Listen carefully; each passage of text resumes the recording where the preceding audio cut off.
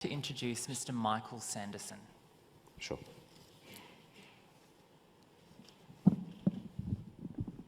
Howdy. I draw your attention to a question I asked of the board back in 2018.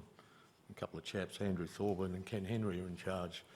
I questioned the board diversity back in those days and suggested perhaps you need something more akin to the German model, where you draw resources from within.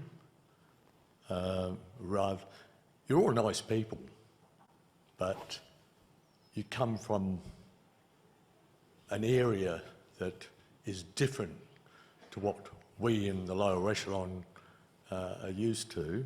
And I would suggest that because of that, there's a sort of self-reinforcing groupthink. You have it.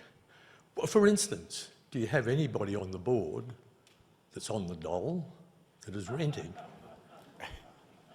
I'm sure if you had somebody like that, the conversation within your boardroom would be different. So, but I'm not saying to go to that extreme but the German model, my understanding, draws from within the organisation.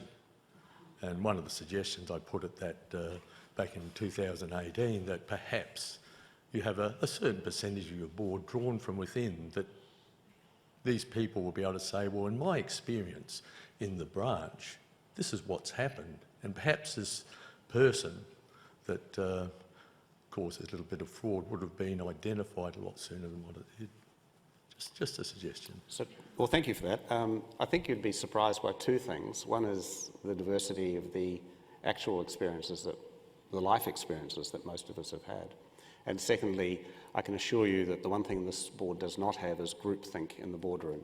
We have active and lively conversations on a whole host of issues. But I do take your point, and thank you very much for that.